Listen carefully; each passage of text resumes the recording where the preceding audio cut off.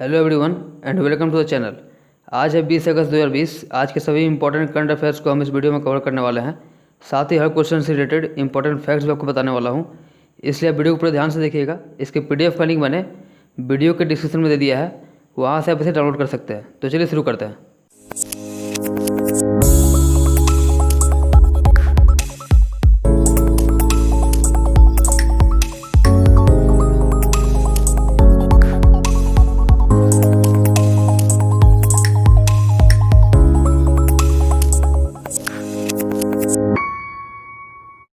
First question है, हाल ही में किसने स्ट्रीट वेंडर्स के सोर्स लोन आवेदन के लिए एक मोबाइल ऐप लॉन्च किया है? हरदीप सिंह पुरी। अभी हाल ही में आवास और शहरी कार्य राज्य मंत्री स्वतंत्र प्रभार हरदीप सिंह पुरी ने शहरी स्थानीय निकायों अर्बन लोकल बॉडीज ULB के अधिकारियों के लिए एक मोबाइल एप्लीकेशन लॉन्च किया है। यह ऐप प्रधानमंत्री street vendor Atmanirbhar Nidhi PM Svanidhi योजना के तहत स्ट्रीट वेंडर के सोर्स लोन आवेदन के लिए ULB अधिकारियों के लिए उपयोगकर्ता के अनुकूल डिजिटल इंटरफेस की पेशकश करेगा। नेक्स्ट क्वेश्चन पर चलते हैं। हाल ही में फ्लिपकार्ट ने किस IIT के साथ अकादमिक सहयोग को मजबूत करने के लिए समझौता किया है? IIT पटना। अभी हाल ही में भारतीय घरेलू ई-कॉमर्स कंपनी फ्लिपकार्ट द्वारा IIT पटना के साथ एक समझौता ज्ञापन पर हस्ताक्षर किए गए हैं। समझौता ज्ञापन आर्टिफिशियल इंटेलिजेंस, नेचुरल भाषा प्रसंस्करण NLP और मशीन लर्निंग के क्षेत्रों में केंद्रित अनुसंधान को प्रोत्साहित करने के लिए किया गया है। यह अपने अकादमिक सहयोग को मजबूत करने की दिशा में फ्लिपकार्ट का प्रयास है, जिसे पिछले 5 वर्षों से प्रचारित किया जा रहा है। अभी वर्तमान में फ्लिपकार्ट के CEO हैं कल्याण कृष्णमूर्ति। नेक्स्ट क्वेश्चन पर चलते हैं। हाल ही में किस देश के राष्ट्रपति ने इस्तीफा दे दिया है? माली। अभी हाल ही में माली के राष्ट्रपति इब्राहिम बाबूबकर कीता ने विद्रोही सैनिकों द्वारा तख्ता पलट विद्रोह करने और सैनिकों द्वारा उन्हें बंदूक की नोक पर हिरासत में लेने के बाद अपने पद से इस्तीफा देकर संसद को भंग कर दिया है। कीता ने 2018 में हुए चुनावों में दूसरी बार जीत हासिल की थी, लेकिन भ्रष्टाचार, अर्थव्यवस्था के कुप्रबंधन और देश के क्षेत्रों में सांप्रदायिक हिंसा के बढ़ने पर जनता में लगातार रोष बढ़ता गया। बात माली गणराज्य की जाए तो माली गणराज्य की कैपिटल है बमाको और यहाँ की करेंसी है पश्चिम अफ्रीकी CFA फ्रैंक। नेक्स्ट क्वेश्चन पर चलते हैं। मेघालय का नया राज्यपाल किसे नियुक्त किया गया है? सत्यपाल मलिक। अभी हाल ही में राष्ट्रपति रामनाथ कोविंद द्वारा 18 अगस्त 2020 को सत्यपाल मलिक को मेघालय का नया राज्यपाल नियुक्त किया गया है। इससे पहले वह गोवा के राज्यपाल के रूप में कार्य कर रहे थे। सत्यपाल मलिक तथागत रॉय का स्थान लेंगे, जिन्होंने राज्यपाल के रूप में अपना 5 साल का कार्यकाल पूरा कर लिया है, जिसमें उन्होंने 3 साल तक त्रिपुरा और शेष 2 साल मेघालय के राज्यपाल के रूप में कार्य किया था। इसके अलावा महाराष्ट्र के राज्यपाल भगत सिंह कोश्यारी को अपने कर्तव्यों के अलावा गोवा के राज्यपाल का अतिरिक्त प्रभार सौंपा गया है। बात की जाए सत्यपाल मलिक की, तो इन्होंने बिहार के राज्यपाल के रूप में कार्य कर चुके हैं। इसके अलावा अगस्त 2018 से अक्टूबर 2019 तक जम्मू कश्मीर के तत्कालीन राज्य के राज्यपाल के रूप में कार्य किया है और उन्हें अक्टूबर 2019 में गोवा के राज्यपाल के रूप में नियुक्त किया गया था। बात की जाए मेघालय की, तो मेघालय के मुख्यमंत्री हैं कॉनराड संगमा। नेक्स्ट क्वेश्चन पर चलते हैं। किस IIT ने ARIIA 2020 रैंकिंग में टॉप किया है? IIT मद्रास।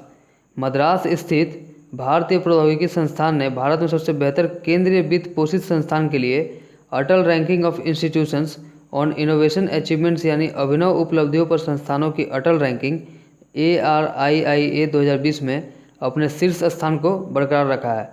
उपराष्ट्रपति वेंकैया नायडू द्वारा 18 अगस्त 2020 को केंद्रीय शिक्षा मंत्री रमेश पोखरियाल निशंक की उपस्थिति में एक वर्चुअल कार्यक्रम के दौरान अभिनव उपलब्धियों पर संस्थानों की अटल रैंकिंग ARIIA 2020 जारी की गई थी। चलिए जानते हैं ARIIA के बारे में। शिक्षा मंत्रालय के इनोवेशन सेल द्वारा ARIIA रैंकिंग को 2019 में शुरू किया गया था। ARIIA का उद्देश्य भारत में नवाचार, उद्यमिता, स्टार्टअप और संकाय और छात्रों के बीच विकास के अनुसार उच्च शिक्षा संस्थानों और विश्वविद्यालयों को रैंक देना है। नेक्स्ट क्वेश्चन पर चलते हैं। हाल ही में किस राज्य या केंद्र शासित प्रदेश ने अपना D0 दिवस मनाया? पुदुचेरी। अभी हाल ही में केंद्र शासित प्रदेश पुदुचेरी ने 16 अगस्त को D0 दिवस की 59वीं वर्षगांठ मनाई। पुदुचेरी प्रशासन ने किजूर स्मारक में एक समारोह का आयोजन किया, जहां इस अवसर को चिन्हित करने के लिए जनमत संग्रह पर हस्ताक्षर किए गए थे। तो उस दिन डिज्यूर भारतीय संघ के साथ संघ शासित प्रदेश के कानूनी विलय को प्रभावित किया गया था। बात पुदुचेरी की जाए तो यहाँ के मुख्यमंत्री हैं PV नारायणस्वामी और यहाँ के उपराज्यपाल हैं किरण बेदी। नेक्स्ट क्वेश्चन पर चलते हैं। जन बचत खाता को किसने लॉन्च किया है? Fino payments bank. अभी हाल ही में फिनो पेमेंट्स बैंक द्वारा आधार प्रमाणीकरण आधारित डिजिटल बचत खाता जन बचत खाता को लॉन्च किया गया है, जो उपभोक्ताओं को नियो बैंकिंग अनुभव प्रदान करेगा। चलिए जानते हैं ये नियो बैंकिंग क्या है। यह एक ऐसी बैंकिंग सुविधा है जो किसी शाखा के मौजूद होने के बजाय पूरी तरह से ऑनलाइन है। नियो बैंकिंग मोबाइल एप्लीकेशन के माध्यम से पूर्ण डिजिटल बैंकिंग अनुभव प्रदान करता है। बात की जाए फिनो पेमेंट्स बैंक की, तो इसके वर्तमान में अध्यक्ष हैं महेंद्र कुमार चौहान। इसकी स्थापना 13 जुलाई 2006 में हुई थी और फिनो पेमेंट्स बैंक के MD और CEO हैं ऋषि गुप्ता और इसका मुख्यालय है मुंबई, महाराष्ट्र में। नेक्स्ट क्वेश्चन पर चलते हैं। IPL 2020 सीजन का टाइटल स्पॉन्सरशिप राइट किसने हासिल किया है? ड्रीम 11। अभी हाल ही में फैंटेसी गेमिंग स्टार्टअप ड्रीम 11 द्वारा इंडियन प्रीमियर लीग 2020 सीजन के टाइटल स्पॉन्सरशिप राइट हासिल किए गए हैं। गेमिंग स्टार्टअप ने 222 करोड़ रुपए के टाइटल स्पॉन्सरशिप राइट हासिल किए हैं। ड्रीम 11 के संस्थापक हैं हर्ष जैन और भावित सेठ। वहीं बात BCCI की जाए तो इसके अंतरिम मुख्य कार्यकारी अधिकारी हैं हेमांग अमीन और इसके अध्यक्ष हैं सौरभ गांगुली।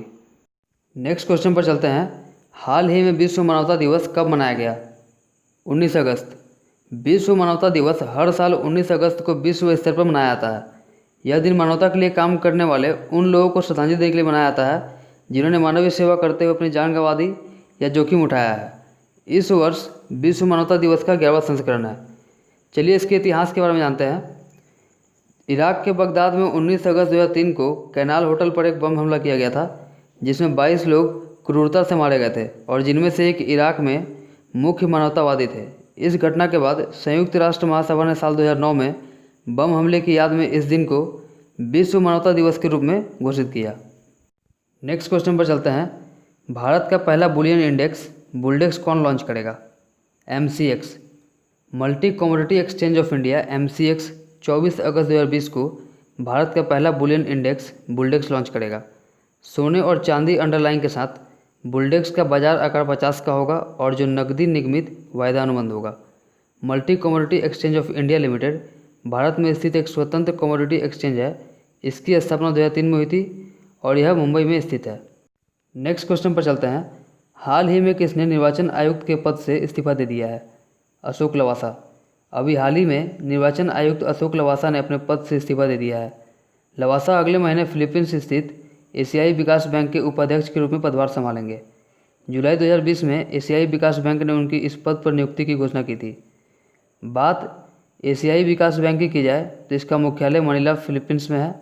इसकी स्थापना 16 दिसंबर 1966 को हुई थी और वर्तमान में इसके 68 देश सदस्य हैं।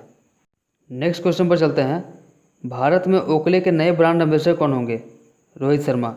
स्पोर्ट्स आईवीआर ब्रांड ओकले ने भारतीय क्रिकेटर रोहित शर्मा को भारत में 2 साल के लिए अपना ब्रांड एम्बेसडर बनाया है। इस साझेदारी के तहत शर्मा विशेष रूप से स्पोर्ट्स लेंस के लिए तैयार किए गए पेटेंटेड प्रेज तकनीक से लैस ओकले आईवीआर पहने होंगे। इस साझेदारी में शर्मा पिच पर और पिच से दूर ब्रांड के प्रदर्शन पर नजर रखेंगे। इसके साथ वह अब विराट कोहली, युवराज सिंह और मिलिंद सोमन के साथ उनसे पहले ब्रांड के प्रचार वाले सेलिब्रिटियों में शामिल हो गए हैं। ठीक है फ्रेंड्स, आज का वीडियो इतना ही रहने देते हैं। फिर मिलेंगे अपने अगले वीडियो में। यदि आपको वीडियो अच्छा लगा हो तो इसे लाइक और शेयर करना मत भूलिएगा। साथ ही अगर चैनल पर पहली बार आए हैं तो इसे सब्सक्राइब करके बेल आइकन के बटन को प्रेस कर दीजिएगा, जिससे कि हमारे आने वाले वीडियो की नोटिफिकेशन आपको सबसे पहले मिल सके। Thank you.